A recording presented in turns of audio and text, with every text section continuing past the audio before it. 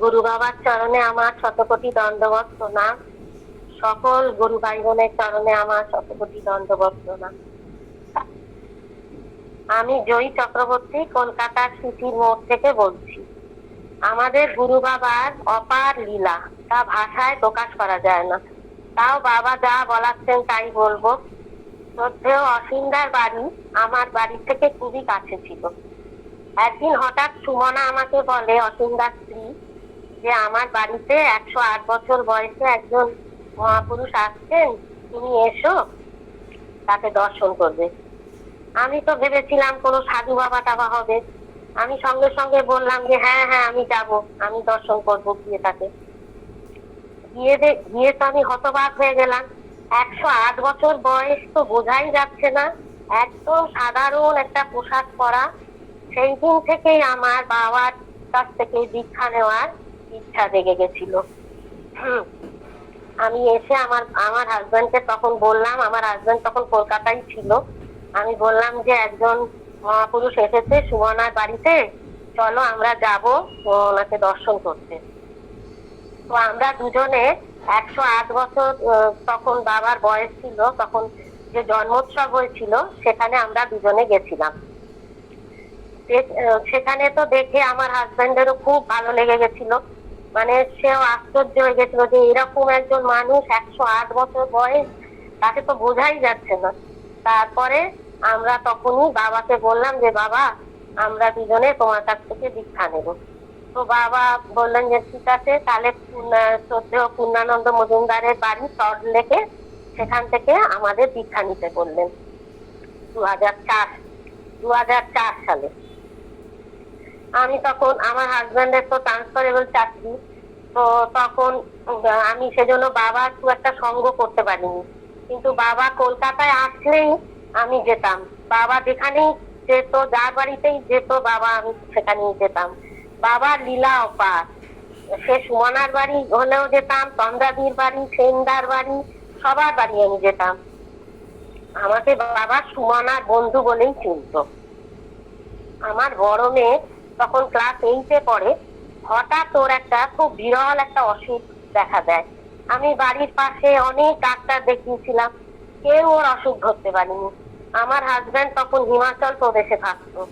মেয়েটা আমার রোগা হয়ে যাচ্ছিল, আর ওয়েট মানে সকাল বিকেল কমে যাচ্ছিল অস্বাভাবিক ভাবে। আমার তখন মনে হলো যে কলকাতার অ্যাপোলোতে একবার নিয়ে যাই। সেখানকার ডাক্তার দেখে বলল, তিনি অনেক সময় নষ্ট করে ফেলেছেন, একে তো বাঁচানোই খুব মুশকিল, ওকে অ্যাডমিট করে নিতে হবে, অ্যাডমিট করে ইনভেস্টিগেশনে রাখতে হবে আমাদের। আমার তো এই সব শুনে হাত পা তখন ঠান্ডা হয়ে যাচ্ছিল। আমি তখন ওইখানে বসেই বাবাকে মনে মনে খালি ডাকতে থাকলাম, আর বললাম, বাবা তুমি যা করার আমাদের সেই করাও। আমার কোনো ক্ষমতা নেই যে অ্যাপোলোতে ভর্তি করে তাকে চিকিৎসা করাবো। এই কতদিন ভর্তি রাখবে তাও জানি না। বাবা তো অন্তর্জামী, আমাদের যেন আমাকে যেন বলে দিল যে ভেলোরে নিয়ে চলে যেতে।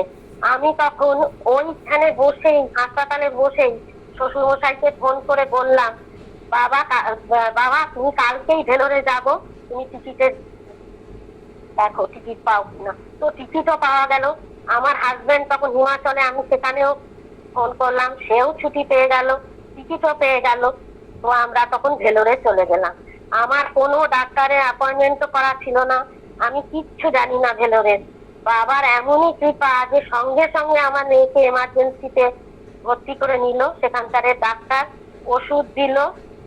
ওর একটা হরমোনাল ডিসব্যালেন্স হয়ে গেছিল, যেটা কলকাতায় ধরতে পারা যাচ্ছিল না। 1 মাস ওখানে থেকে তারপর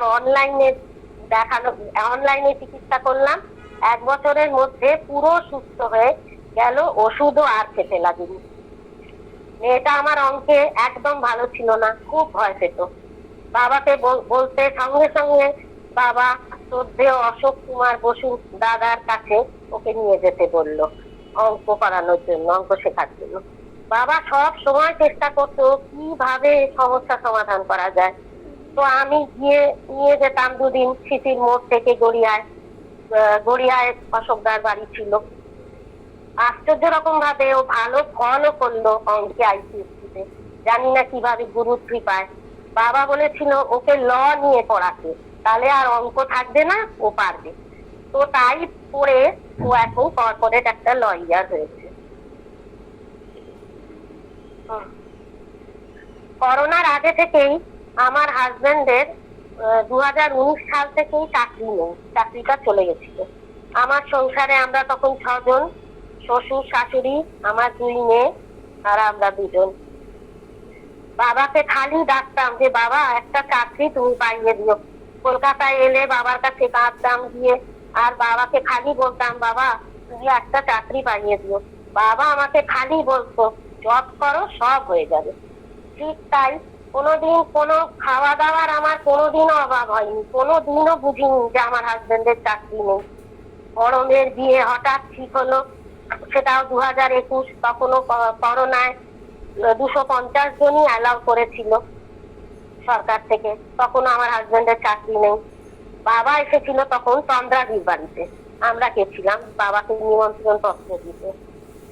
তখন ডিসেম্বর মাস, ঠিক তার কদিন বাদেই পুরীর দান উৎসব হবে।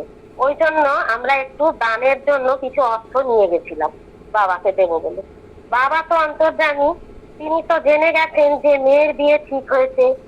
বাবা বলে উঠলেন তোমাদের কোনো অর্থ দিতে হবে না, এটা রেখে দাও, জামাইকে দিতে লাগবে। আমরা তো অবাক, কি করে বাবা জানলো যে আমার মেয়ের বিয়ে ঠিক হয়েছে। তো সেই জানুয়ারি মাসেই বিয়েটা দিতে হলো। বাবার আশীর্বাদে ভালোভাবে বিয়েও হয়ে গেল। চাকরি তো নেই, তার মধ্যে বিয়েও হলো। জানি না কিভাবে বিয়ে হলো, বাবার সবই আশীর্বাদ, বাবার কৃপায়। যেদিন বিয়ে সেই দিন হঠাৎ চাকরির ইন্টারভিউ আসে আমার হাজবেন্ডের। ও তো বলে পরের দিন, ও তো বলে ওদের পরের দিন করলো। তো চাকরিটা হয়েও গেল, জয়নিংও দিয়ে দিল। বিরাগমনের আগেই আমার হাজবেন্ডকে চলে যেতে হলো। বাবার হঠাৎ গলার সমস্যা দেখা দিয়েছিল। তখন ছোট ছোট কাগজে ভক্তদের বলতেন সমস্যাগুলো লিখে দিতে, আর বাবা বলতো বাবা জব করবে। তো আমি গিয়ে এরকম কাগজে লিখে দিতাম। বাবা বলতেন আমি রাতে জব করবো। তো কোনো সমস্যায় পড়লে সব সময় দেখতাম